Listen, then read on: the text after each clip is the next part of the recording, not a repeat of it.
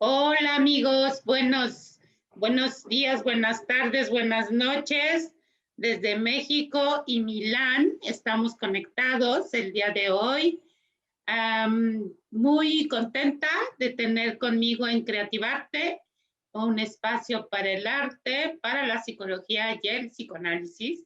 Recuerda en mis redes sociales, Centro Psicoterapéutico en Arte, Psicología y Psicoanálisis, CEPAP. Estamos en YouTube, Creativarte-bajo, y en Facebook para que nos sigas, para que nos des like, para que te suscribas. Y bueno, pues hoy tengo el gusto de tener conmigo, ya lo decía yo, desde Italia, Milán, a el doctor Marco Foschi. Él es psicoanalista, ejerce en Milán, miembro del AME, de la Escuela Lataniana de Psicoanálisis, de la que fue presidente del 2001 al 2008, y miembro de la Asociación Mundial de Psicoanálisis, de la que fue director del Instituto Freudiano, Oficina de Milán. Ha escrito varios libros, entre ellos El inconsciente en el aula, que es de lo que vamos a hablar el día de hoy, el inconsciente en el aula, y las apariencias y el cuerpo, la clínica psicoanalítica de Jean Lacan. Y bueno, pues muchísimas gracias, Marco. Gracias a ti. Está muy interesante el libro del que escribiste sobre el inconsciente en el aula, las apariencias y el cuerpo. Es un trabajo que él mismo realizó dentro de unas instalaciones de una escuela y nos va a hablar acerca de su trabajo, de su investigación, de lo que llevó a cabo dentro del aula con los niños de 6 años en adelante, diríamos en México, de primaria, preescolar. Bueno, bienvenido. Muchas gracias, Marco. Gracias a vos. Muchas gracias. Adelante. Puedes presentar. Comenzamos. Bueno, yo creo que es interesante de contar un poco cómo empezó esta experiencia, porque empezó al inicio de los años 90, cuando en una escuela primaria la directora hizo entrar 2 niños autistas. Y los niños autistas eran en las aulas. Eso ponía en gran dificultad las enseñantes, porque no sabían cómo tomarlos, no sabían cómo hacer. Eran niños que no tenían reglas, con los cuales no podían hablar normalmente. Entonces, la directora pensó que era necesario llamar un experto del exterior de la escuela. Habló con el consejo. En el consejo consideró que era necesario llamar un psicoanalista y era un consejo muy elegido. Quisieron un psicoanalista lacaniano. Entonces fue así que llamaron a mí para hacer este trabajo. Yo empecé hablando con la directora y la directora me explicó lo que esperaba de mí y me dijo, queremos que tú prepares un protocolo de intervención que todo el mundo pueda aplicar, cualquiera. Yo era un poquito perplexo porque no es así que funciona el psicoanálisis. Sabemos que un protocolo es para todos, es universal. El psicoanálisis funciona uno por uno, con los singulares.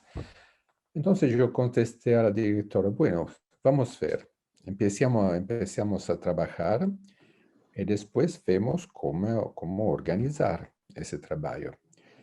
La directora era muy inteligente, quería bien saber cosa esperarse. Me pidió de hacer unos seminarios sobre el autismo por los estudiantes de la escuela, lo que yo hice, y después empezamos. Poco a poco que el trabajo se desarrolló, ella comprendió que, bueno, un protocolo no podía funcionar porque ella misma vi cómo yo trabajaba.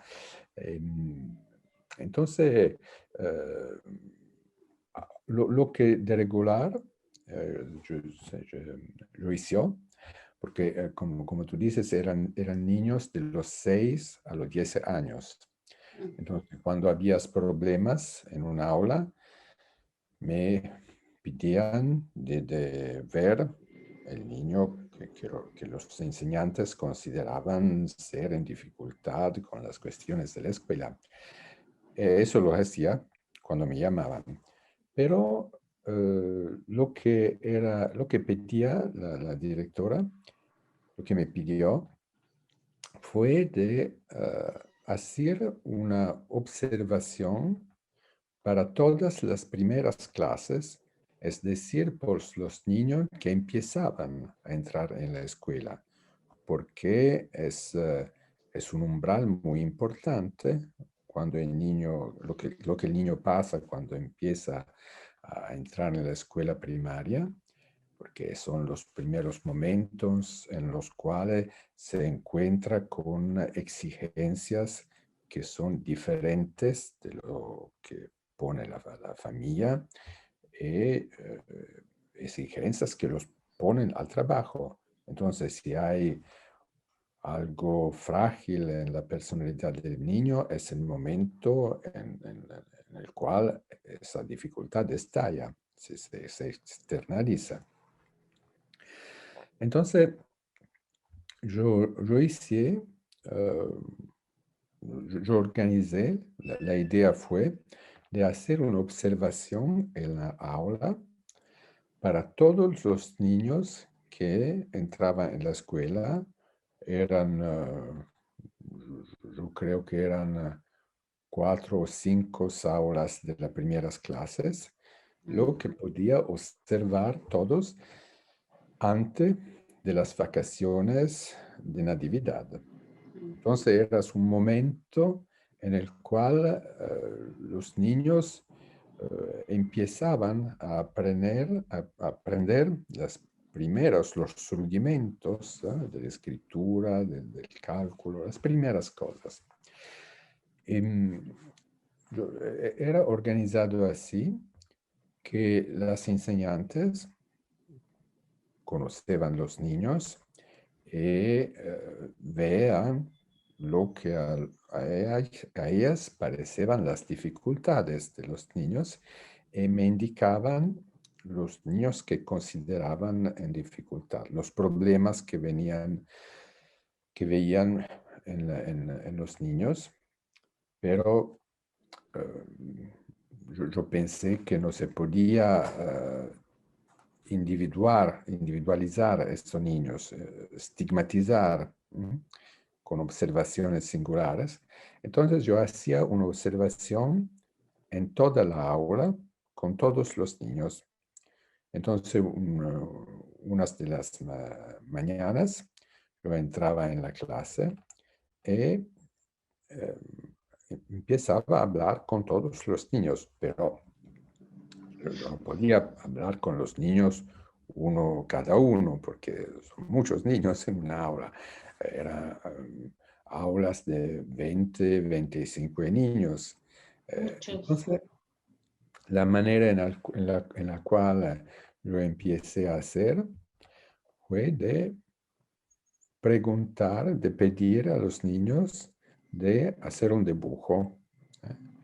El dibujo era una ocasión para mí para tenerlos ocupados, porque hacían ese dibujo. Y en el tiempo en el cual ellos dibujaban, yo pasaba en los escritorios y hablaba con uno o con el otro, y especialmente con el niño que las enseñantes me indicaban, pero sin hacerlo saber, sino que fue evidente. Y unas veces, hablando con los niños, yo reconocía problemas, por ejemplo, que las enseñantes no habían notado, porque los enseñantes no son especialistas, son enseñantes, justamente, hacen su trabajo. Y aunque eso era interesante por eso, de hacer una observación en todos los niños del aula, porque podían ser problemas que los enseñantes no habían reconocido. Bueno, yo tengo bastante facilidad a hablar con los niños, me gusta, se creaba una comunicación con esos niños. Em, Entonces, los niños me decían todo lo que era necesario. Me hablaban de su familia, me contaban sus sueños, si yo le pedía. Entonces, lo que era el contacto con los niños era un contacto de palabra. Em, yo había organizado, mi idea en ese trabajo era que hay dos contextos mayores eh, por los niños de 6 años, por niños tan pequeños. Y un contexto, el contexto familiar, sus padres. Y otro contexto es el gran contexto que encontraban entrando en la escuela. Es decir, la escuela, las enseñantes, que es el otro para los niños. Hay el otro constituido por la familia, por los padres, los hermanos, y el otro constituido por la escuela con las nuevas exigencias que los niños se encuentran en la escuela. Entonces, considerando esos dos polos, cuando se encontraban problemas por los niños, era importante para mí hablar después esta observación, hablar con las enseñantes y, si necesario, hablar con los padres. Entonces, después la observación en la aula, yo tomaba los dibujos que los niños hacían para mí, que eran muy contentos de darme, porque para ellos era un dono que yo tenía conmigo. Después hablaba con los enseñantes o con los padres. Em, cuando yo hablaba con ellos, yo tenía otra aula en la cual encontrabas los adultos, decimos, y siempre tenía conmigo los dibujos de los niños en mi cartela. Yo notaba que los enseñantes y los padres eran muy interesados a esos dibujos. Y las enseñantes me llegaban otros dibujos para hacerme mejor comprender lo que el niño hacía. Y también los padres me preguntaban de los dibujos, porque parecía a ellos como si los dibujos fueran una especie de rayón X del alma de los niños.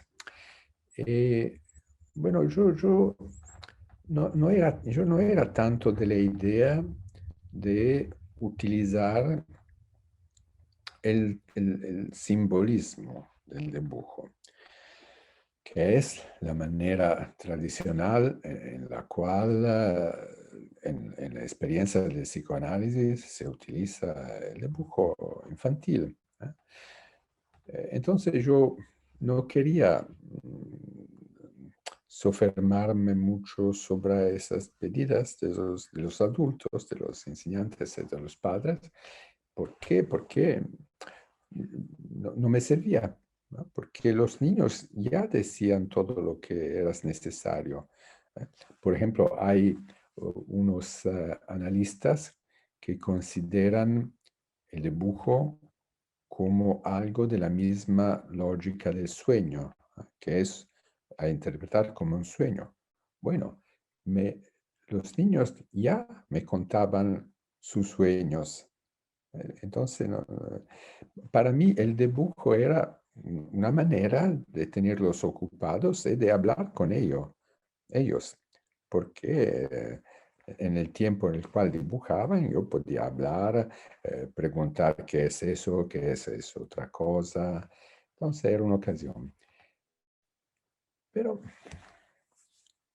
poco a poco, gradualmente, yo me di cuenta que quizá tenía razón a interesarse talmente a esos dibujos, porque es verdad que no eran a tomar en el sentido del simbólico, en el sentido clásico del psicoanálisis, porque ¿cómo empieza el utilizo del dibujo en el psicoanálisis? Empieza con una analista francesa, Sophie Morgenstern, que trabajaba en un hospital y le pidieron de ver un niño que no hablaba, que era mudo. Entonces, somos en los años 20 y la técnica analítica, como siempre fue, era una técnica de la palabra. Entonces, ella no sabía qué hacer con ese niño, pero se dio cuenta que ese niño era muy bueno en el dibujo, que le gustaba mucho dibujar.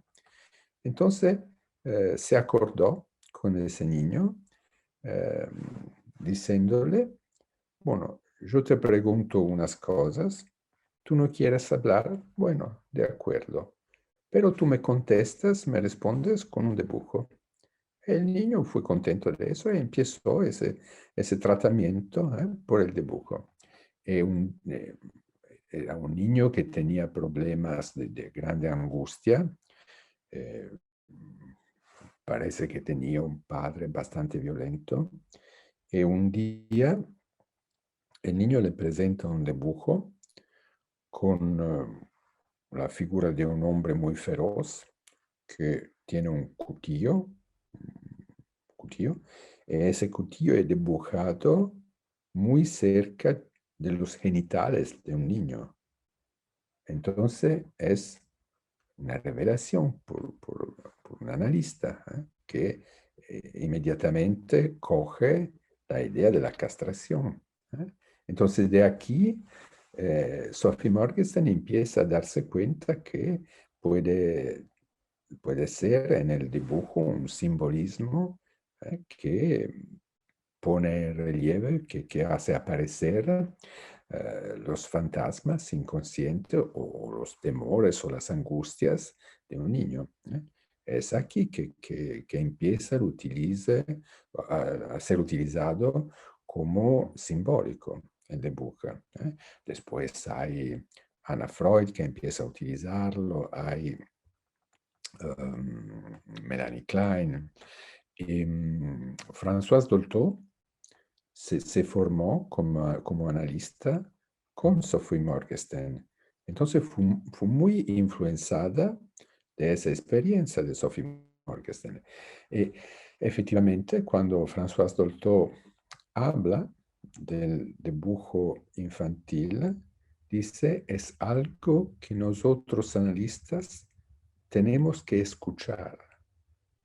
Eso es interesante. No dice tenemos que mirar, dice tenemos que escuchar. Es decir, que la idea fundamental en la consideración simbólica del dibujo es que el dibujo es un sustituto de la palabra. Es algo que está en lugar de la palabra y que es a ser tomado en la misma función que la palabra. Eh, Eso yo veía que en el trabajo que me se pedía en la escuela no me era necesario, porque ya los niños hablaban, ya los niños hablaban. Porque la experiencia se desarrolló. Eh, en el primer año yo tenía que ocuparme de los dos niños autistas, porque había otro psicólogo que se ocupaba de todos lo que era en la escuela, todos los otros niños. Pero ese psicólogo, años después, no pudo continuar su trabajo porque fui llamado a hacer otras cosas y la directora me preguntó de ocuparme de toda el área del malestar de los niños en la escuela, lo que era muy importante. Eso comprendía los problemas de síndrome de Down, síndromes orgánicas también. Entonces yo hesitaba un poquito porque, bueno, pero al final yo dije, bueno, de acuerdo, voy a hacerlo. Y yo empecé a ocuparme de todos los niños. Y fue así que yo pensé de organizarlo alrededor de esa observación en la aula. Pero, como yo decía, a un momento yo me di cuenta que quizá los adultos tenían razón en ese interés por el dibujo, porque, bueno, eran niños, como decía, en los primeros meses de aprendizaje de la escritura. Entonces era un tiempo en el cual para ellos el signo, el dibujo y los signos del dibujo no eran también sometidos a la linearización de la escritura. Entonces eran signos que organizaban el mundo de niños. Entonces yo comprendí que si no era interesante utilizarlos como del lado del simbólico, porque eso presupone la subordinación del dibujo al lenguaje, eran pero algo que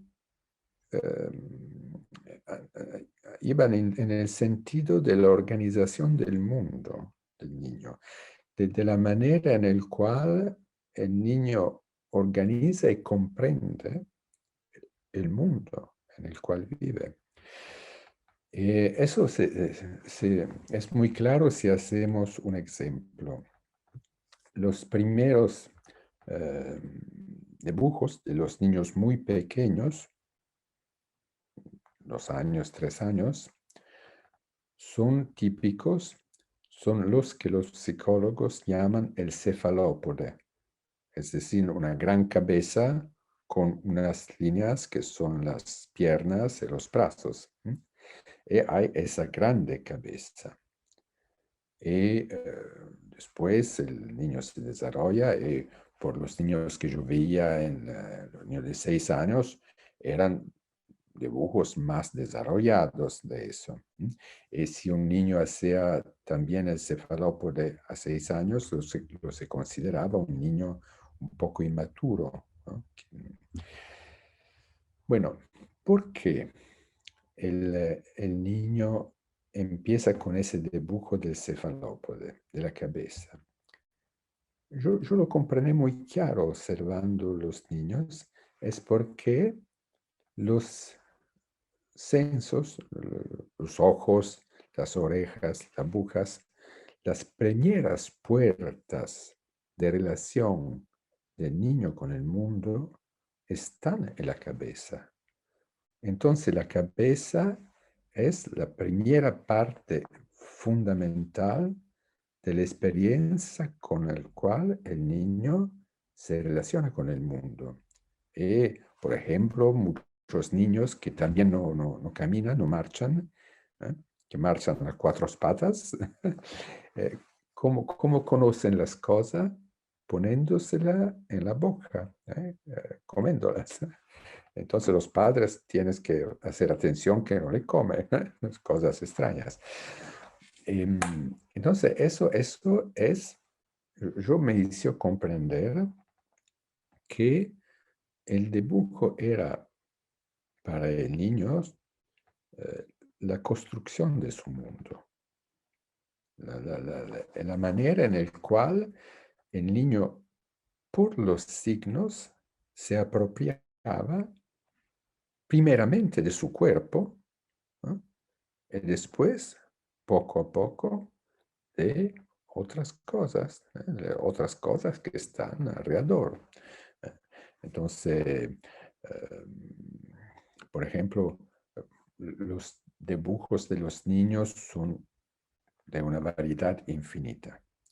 Pero yo noté que se podían reagrupar en dos grandes categorías: los dibujos lineares y los dibujos radiales. Lo que quiere decir, los dibujos lineares son esos dibujos en los cuales si se pregunta a un niño, bueno, dibuja tu familia, el niño hace una línea, hace el padre, hace la madre, hace los hermanos, todo uno atrás del otro, en una línea.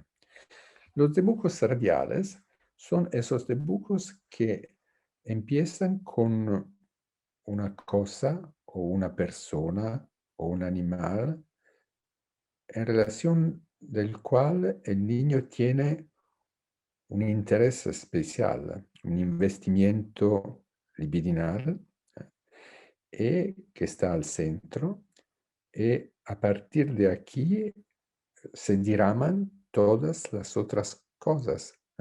Alrededor se hace una habitación, por ejemplo, hay móviles, hay todas las cosas que componen una casa, pero parten de un centro que es el centro de interés. Eso pueden ser dibujos muy articulados. Es conocido el hecho que, por ejemplo, los primeros psicólogos americanos que empezaron a utilizar el dibujo antes de los psicanalistas, a utilizar el dibujo como test de la inteligencia.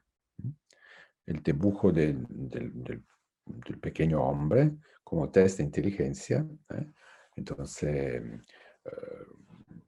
se considera que la inteligencia se desarrolla cuando, en una manera, si el niño dibuja la cabeza, en otra manera, cuando dibuja las piernas. Han considerado unos estadios. Entonces, eso no me parece esta la manera la más interesante de considerar el dibujo. Me parece que es más interesante ver la cantidad de detalle que un niño puede considerar, porque como el dibujo es, como decía, su manera de apropiación del mundo, lo más de detalle que el niño puede individuar son índices de su capacidad de lectura y de apropiación del mundo. Entonces, cuando yo empecé a hacerme esas ideas, a tomar esa vía. eh, yo comprendí que entonces no podía ser el bagaje clásico del psicoanálisis sobre el libro, que es muy interesante, que es muy importante, pero a mí en ese momento, que se puede utilizar en su consulta, pero a mí en ese momento en la escuela me necesitaban otras cosas. Yo empecé a estudiar el dibujo infantil como los antropólogos estudian los dibujos prehistóricos en las cavas, por Ujú, ejemplo. ¿Eh? ujú. Hay dibujos prehistóricos que, bueno, los históricos del arte lo consideran como con una función mágica. Puede ser, yo no sé eso. Pero lo interesante es, por ejemplo, si tomamos la idea de la mapa. ¿Mm? Ajá, sí. La primera mapa que fue encontrada históricamente, que la primera mapa es una mapa babilonesa, que es Mm, la mapa de la ciudad de Babilonia, que mm, es un círculo con el dibujo de los dos ríos que atravesan la ciudad, con otras cosas alrededor, que es el océano infinito. Bueno, si nosotros modernos miramos esta mapa, decimos, bueno, no es una mapa que se puede utilizar para circular en Babilonia, porque eso ajá, es la utilización que se hace habitualmente de las mapas, ¿no? Para, sí. para orientarse. Bueno, es un libro de un estudioso anglosaxón, que es Jerry Broughton, que es la historia del mundo en 12 mapas, que explica muy bien cómo efectivamente las mapas no sirven para orientarse en el mundo, son una construcción del mundo y algo que es relacionado también al poder de de los gobernantes que comandan esas mapas, que piden esas mapas. Entonces, otra función. Y tomando esos elementos, eso me ayudó mucho a comprender y a utilizar diversamente el dibujo infantil, porque es esa manera efectivamente que nos muestra cómo el niño expande su poder en el mundo, su poder de comprensión, su poder de interacción, su poder de relación con el mundo, su lectura del mundo. Entonces, eso era muy importante. Por ejemplo, en algunos casos de niños con problemáticas muy severas, habían dibujos muy desorganizados, con elementos no conectados que era el reflexo de una organización de la imagen del cuerpo muy desagregada también. Entonces, de una construcción mental que no tenía un centro organizador. Entonces, eso me ayudó mucho. Entonces, yo empecé a dar otro valor al dibujo y a utilizarlo también en los coloquios con los padres y con el enseñante, pero de una manera diferente, de la manera habitual, del simbólico, que es la clásica. Em, otra grande cuestión es la escritura, porque lo que se pide en la escuela hay unas consignas, hay algo que la escuela pide. ¿Eh? Me pedían que si un niño, por ejemplo, en la primera clase no puede aprender a escribir, bien, es necesario que se desbloque, que empiece a trabajar, ¿no? Entonces no podemos esperar los tiempos largos del psicoanálisis, ¿eh? Ya. Habitualmente, cuando recibimos los pacientes en nuestra consulta, bueno, tenemos tiempo, ¿eh? Es mejor que los problemas, que los síntomas se desarrollan con mucho tiempo para ir a la raíz de los problemas y poderlos tratar. Es lo que no se puede hacer en la escuela. Ujú. Entonces, yo me acuerdo que en esa práctica, yo vi una niña, por ejemplo, que me parecía eh, inteligente, muy inteligente, normal como inteligencia, que no tenía problemas cognitivos, pero que no aprendía a escribir. Entonces, ¿cómo es? ¿No? Es inteligente, pero no aprende. ¿Por qué? ¿No? Y cuando hay esos problemas que no se comprende bien cuando se ve el niño, yo llamaba a los padres. Entonces yo hablé con la madre de esa niña y esa mujer me cuenta su historia. Esa era una mujer que venía del sur de Italia, de zonas muy pobres en Italia, que tenía ambición de estudiar. ¿Eh? Habría querido estudiar y hacer algo que deseaba, pero no pudo. No pudo porque necesitaba de trabajar por ganar dinero, dinero para vivir, ¿no? Entonces transfirió esos sueños, esas ambiciones sobre sus 4 hijos. Ah, Esa ok. la niña que yo veía era la última, la más joven. Ujú. Los 3 primeros, todo no pudieron aprender, todo hubieron problemas. Entonces yo comprendí que esa mujer proyectaba, transfería sus ambiciones sobre esos niños y eso, lo que ella esperaba de esos, ejercitaba, hacía una presión sobre esos niños, poniéndole en angustia, ¿no? Ujú. Entonces era esa angustia que le hacía falecer, que le hacía, que le bloqueaba, ¿no? Ajá. Y lo mismo se estaba pasando con esa niña. Entonces yo hablé con esa mujer y como era una mujer inteligente, comprendió.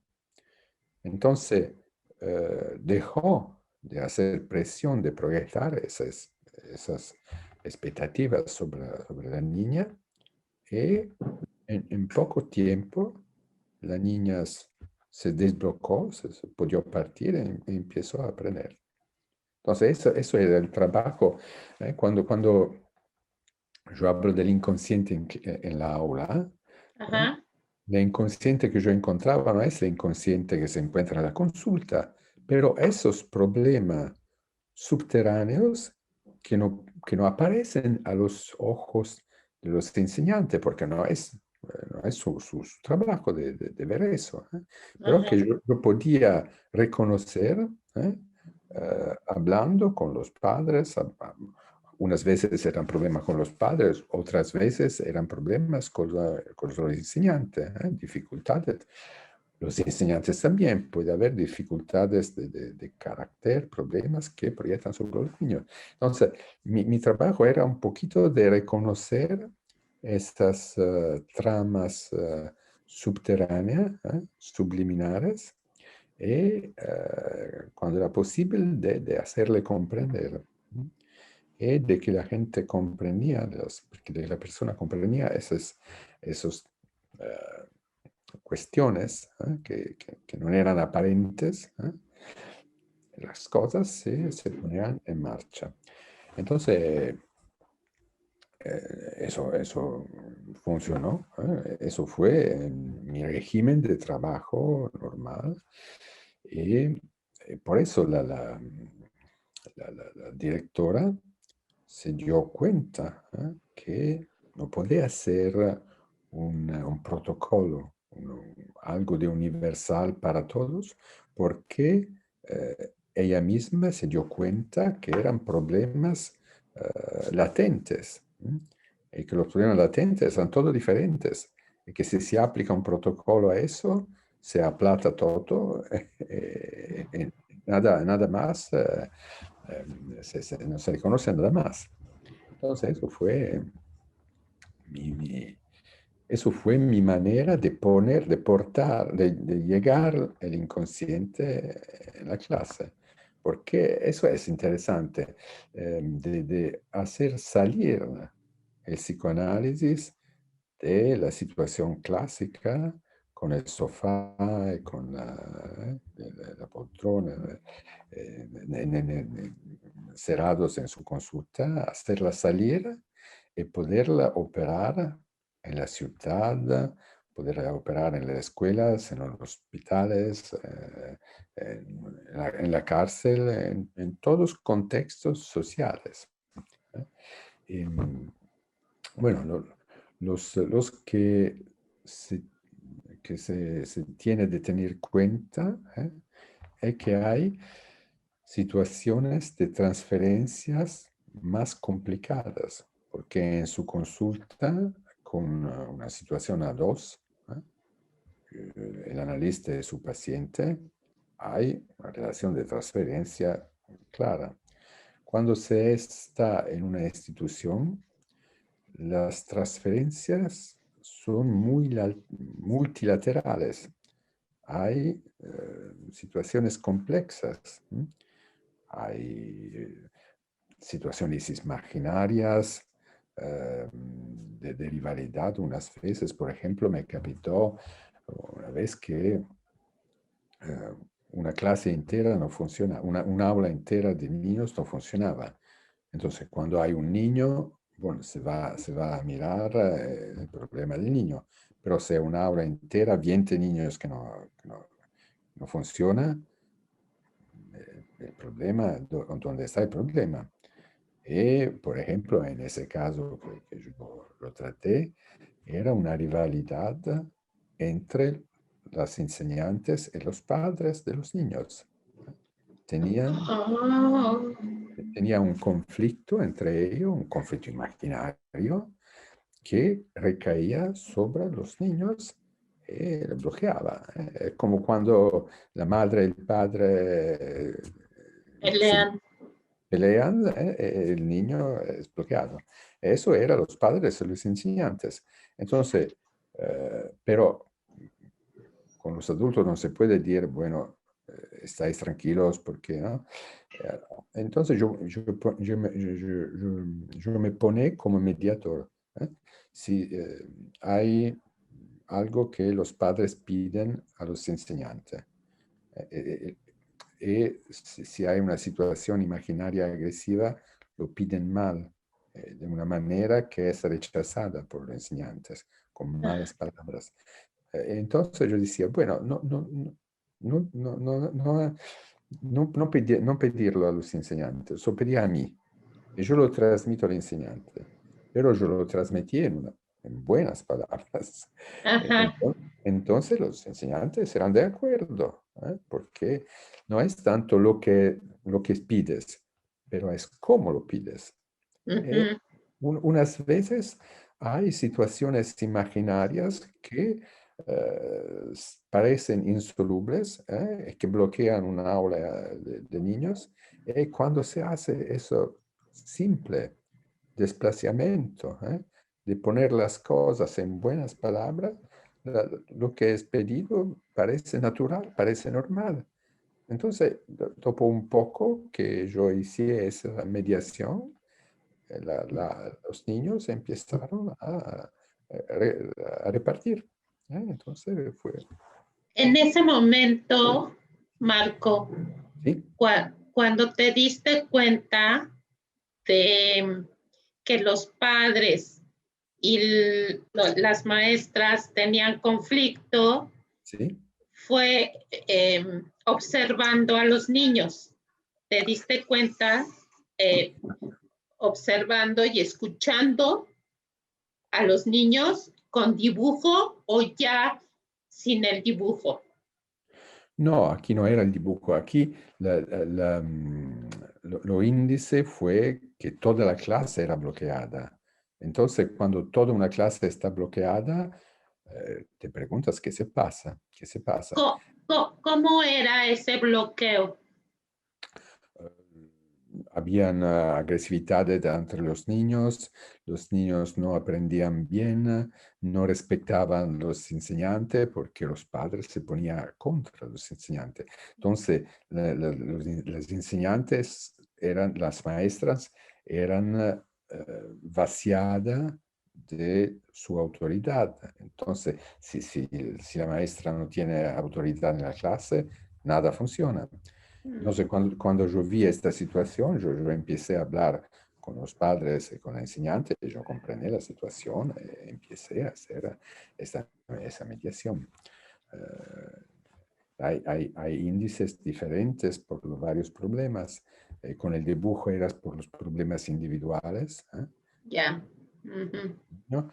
Eso eras índices mejores, porque es todo una aula. Sí. Ujú. El, ¿Cuánto tiempo te duró este trabajo en la escuela? ¿Cuántos años estuviste? Ese trabajo yo lo hice para 20 años. 20 20 20 años. años, de los años 90 a los años 10, hasta el 2011, hasta el 2011.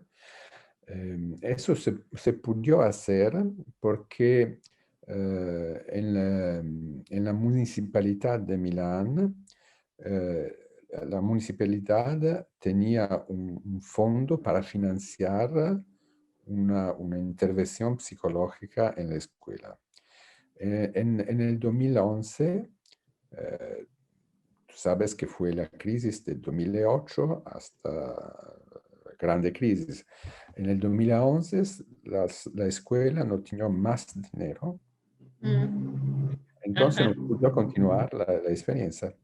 Se terminó y bueno, yo consideré que 20 años de esa experiencia fue muy precioso para mí porque yo encontré casos que nunca habría podido encontrar en mi consulta privada.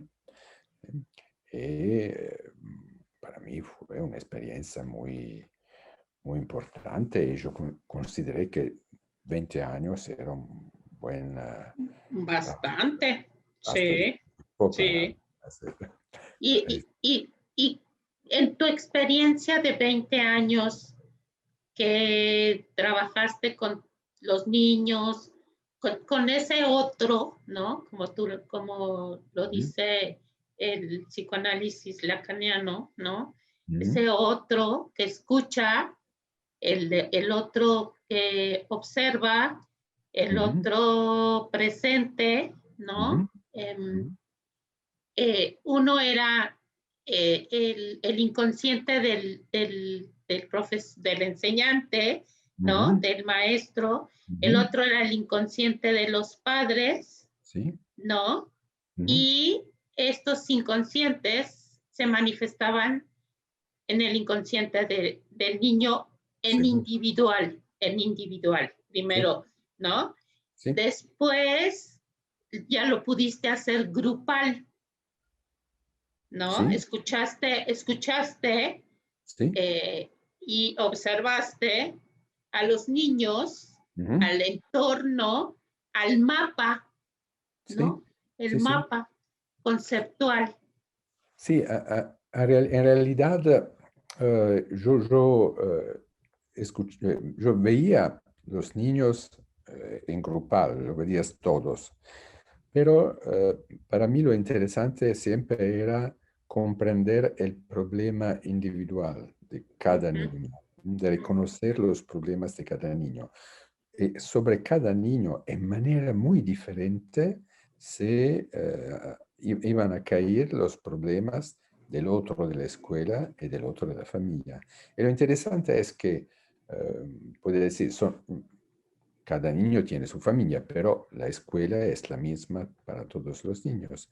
ujú. Pero tiene una incidencia diferente, el mismo otro tiene una incidencia muy diferente para cada niño, para cada niño. Sí, Entonces todo está en el encuentro. Un niño tiene una buena relación con un enseñante, pero la misma maestra no tiene una buena relación con otro niño. Por eso no es algo que entra en el cálculo, que no puede entrar en el protocolo, porque cada encuentro es diferente. Las mismas personas con un sí. niño está bien, con otro niño no. Porque cada niño tiene su historia, tiene sus padres, tiene su familia. Entonces cada situación es a observar en su especificidad. Eso la directora lo comprendió muy bien. Comprendió muy bien. Yo creo que nosotros Por tenemos... ejemplo, Sí, dime. perdón, cuando la directora te buscó en Sí. los 90 Mm, y su deseo era ese protocolo de investigación que mm, no se pudo, ¿no? Ella mm, lo aceptó, que era empezar con estos niños autistas. mm. Eh, ¿qué, qué, ¿Qué dibujaban estos niños? ¿Qué te Oh, encontraste en el dibujo del autista? ¿Pudo bah, dibujar? no, bueno, no podía hacer dibujar los niños autistas, pero había una de esas No. niñas, por ejemplo, que se hacía signos sobre el cuerpo. Entonces, lo interesante, yo no sé, lo Ah, interesante es que un niño que no es autista, uno de los diferentes niños, los niños exteriorizan los signos porque entran en relación con lo que está alrededor. Esos signos son una manera de um, construir una relación con el otro. Por esa niña, que yo me acuerdo, los signos eran su cuerpo, eran signos que no construían una relación con el otro. Entonces yo mucho me apoyé sobre una maestra que era muy buena a hablar con esta niña en la manera especial con la cual se puede hablar con un niño autista. Y en la semana esa podía calmarla, podía hacerla estar tranquila, desangustiarla. Después, cuando la niña volvía en su casa, el lunes volvía ay, angustiada también. ah, Entonces, con los niños autistas es un trabajo que siempre es a retomar, a retomar. Por ejemplo, después de vacaciones, todo era a reempezar, porque un caos. exactamente, porque es una construcción a hacer cada paso, cada momento, a continuar.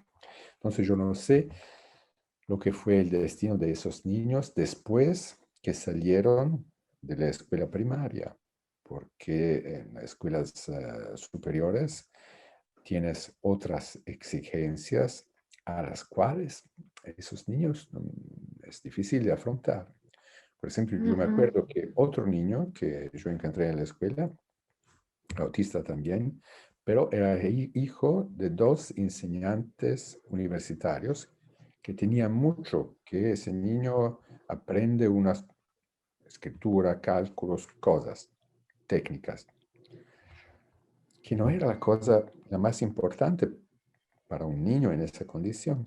Ese niño lo llegaron a yo sé, un pedagogista que lo forzó a aprender unas cosas, pero era un niño muy infeliz porque había aprendido unas cosas elementales, pero era una constricción que eran cosas que no lo metían al mismo paso de los otros niños y que no le permitían de exprimirse. O sea, em, como dices, ¿no? Las exigencias de su entorno, de los padres, ¿no? Sus deseos inconscientes manifestados en la conducta infantil, ¿no? En esta observación de 20 años que dices que te encontraste todo tipo de niños down, ¿no? Sí. Niños con TDA también, Sí. niños con autismo, niños con dificultades orgánicas, ¿no? También, sí. También. Orgánicas, sensoriales, ¿no? De los sentidos. Y lo interesante, ¿no? De tu trabajo es cómo tú te fuiste flexibilizando, ¿no? Sí, Cierto, en el camino te cierto. fuiste adaptando a las necesidades del entorno, ¿no? Te Exactamente. abriste. Exactamente. Yo creo que eso es lo más importante, Sí, porque, por ejemplo, en el psicoanálisis de los años 50 hay los estándares, ¿eh? Se considera un poco como el paciente que entra en una máquina y es el paciente que tiene que adaptarse a la máquina, ¿no? sí, ajá, Yo creo que es el contrario, ¿no? Que en el psicoanálisis hoy sabemos eh, hacernos sí, dóciles a las sí, existencias de las personas que vienen a nosotros, de las sí, situaciones que conocimos. Entonces, adaptar nuestra manera de relacionarse a lo que es lo que el otro no llega, nos llega. sí, exacto. Sí, esta experiencia tuya, ¿no? ¿Mm? Creo que es el punto crucial de tu experiencia, ¿no? Para mí, ¿no? ¿Mm? Como yo lo escucho, como yo ¿Mm? lo observo, ¿no? Fue ¿Mm? tu camino ¿Mm? dentro de este conocimiento de por qué el dibujo, por qué preguntar sobre el dibujo, ¿no? A ¿Mm? los papás y los enseñantes. El dibujo, el dibujo, el dibujo. ¿Por qué el dibujo, no? Si para ti al principio el dibujo era como la interacción con el ¿Mm? niño, ¿no? ¿Mm? Y Sí, resultó que el dibujo fue importantísimo, ¿no? exactamente. ¿No? Exactamente. ¿No? Sí, Eh, exactamente. ¿No? Un encuentro de ti, tú, de Marco, Ujú. con, con, con un dibujo que no representaba como el macover, ¿no? El Ujú. estudio del macover. El brazo, la mano, los dedos, los ojos, ¿no? Sino Ujú. a través del trabajo de Dolto, ¿no? De Ujú. François Dolto, de escucharlo. Y tú empezaste a escuchar el dibujo. Sí. Sí, sí, yo creo que lo importante es dejarse sorprender para las Sí, cosas. Si tú vas exacto. con tienes que tener unos esquemas, una manera de encuadrar las cosas, pero tú tienes que dejar espacio para dejarte sorprender e incluir cosas que tú no pensabas que pueden ser importantes, pero lo son. Pero lo Exacto. son. Entonces, adaptar tu mano a las cosas que manejas. Ajá, exacto. Y ahí es donde te diste cuenta, ¿no? De Mm. que el trabajo psicoanalítico hoy en la actualidad, ¿no? Coincido en que no es solamente estar adentro del consultorio Seguro. esperando al paciente cómodamente sentado en el sillón, ¿no? Exactamente. Sin conocer el mundo exterior, Exactamente. ¿no? Entonces, es importante caminar como humano, como psicoanalista, caminar en el mundo, en las calles, y escuchar y observar, ¿no? Seguramente, seguramente. ¿No?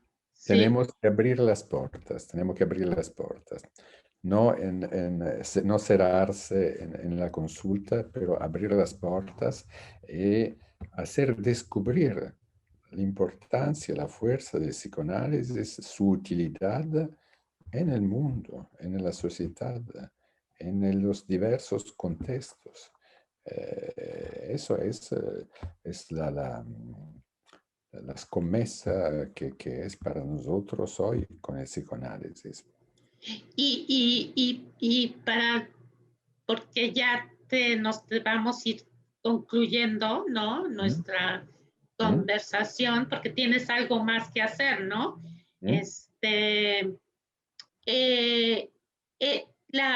Tu experiencia, ¿no? Que me es muy grata, me es muy grato darme cuenta de cómo nosotros los psicoanalistas nos podemos ir expandiendo, ¿no? Y sorprendiendo y capacitándonos, ¿no? En nuestro inconsciente y en nuestra humanidad, ¿no? Nuestra humanidad, ¿no? Y tu sensibilidad para escuchar a los niños. Exactamente. Porque tu interés eran los niños. Exactamente. ¿No? No era tanto la exigencia de la directora, la exigencia de los padres, sino tu interés eran los niños. Seguramente, seguramente. Y ¿Sí? tenemos que ser instrumentos de lo al cual volvemos nuestros objetivos. Sí, ajá, sí. ¿Y alguna vez te has encontrado algún niño en las calles de Milán, ya grandes? ¿No, nunca te los has encontrado? Los niños que yo veía en la aula, Ajá. no me pasó. No, ¿No? no, sí. Mira. Milán es una ciudad bastante grande, entonces no es fácil encontrarla. ¿Y no te han buscado otra vez? ¿Ya más grandes? Unas veces los padres me han buscado para hacer tratamientos o para ellos mismos, comprendiendo unas dificultades para hacer un análisis. Unas veces eso se pasó, sí, sí, se pasó. Eso, exacto. Ajá. Oye, qué interesante. Muchísimas gracias, Marco. Gracias a vos. Que tu experiencia como psicoanalista nos la hayas compartido, ¿no? Y que, como lo digo, ¿no? Con lo que me quedo muy interesada es en este reconocimiento tuyo con tu espontaneidad, con tu flexibilidad, con tu amor por el otro, ¿no? Y el amor eh, hacia ese inconsciente, ¿no? Ese inconsciente no consciente, ¿no? ¿No? Sí. Ajá. Y tu comprensión hacia las enseñantes, ¿no? Tu comprensión, que son complicadas, ¿no? Muy complicadas, ¿sí? Por, porque son humanos, ¿no? Y todas piensan diferente, ¿no? Entonces, fue un reto, 20 años, 20 un años. reto, un reto, ¿no? Ajá. ¿Y el libro lo encuentran en Milán o lo pueden comprar en... Sí, sí, sí, è pubblicato, si puede comprar. Ahora es en italiano soltanto para ahora. No Ah, no ha sido traducido, no pero ha sido traducido. Ok. Ujú. otros libros Bueno, han sido traducidos en español, eso no ah, ancora. pero para los que hablan italiano, È lo pueden disponibile. adquirir, Sì, ¿no? sì, disponibile. Sí, porque yo conozco gente de México que estudia el italiano y Ah, sabe, ujú. sí, yo Bueno, tengo, sí, se puede gente encontrar. que, sí. Uh-huh. Bueno, Marco, pues muchas gracias, ¿no? gracias a ti. Por estar aquí conmigo en Creativarte, ¿no? Y después te mando el programa Sì. ya editado Ah, para benissimo. que, ¿no? Mh. Para que lo veas en YouTube, ¿no? Mh-mh. Mh-mh. Ajá. Y bueno, pues algo más con lo que quieras cerrar, decir para concluir. Yo creo, hemos dicho muchas cosas. Yo creo que podemos saludar a nuestros audience, nuestros espectadores. ¿Mm? Sí, si quieres, en otra ocasión lo Ujú, abrimos al ujú. público. ¿Te Bueno, gustaría? sí, bueno, con Sí, placer.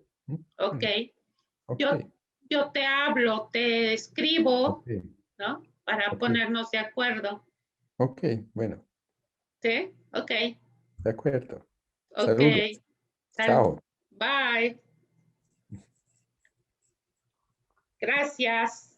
Chao. Bye. Y bueno, amigos, esto es Creativarte, un espacio para el arte, para la psicología y el psicoanálisis. Y este fue Marco Foschi desde Milán. Recuerda YouTube, Creativarte-bajo. Te voy a agradecer 3 pasos. Un like, una suscripción y manita. Y muchas gracias. Y compartir. Bueno, me despido. Soy Odette Margain. Hasta pronto.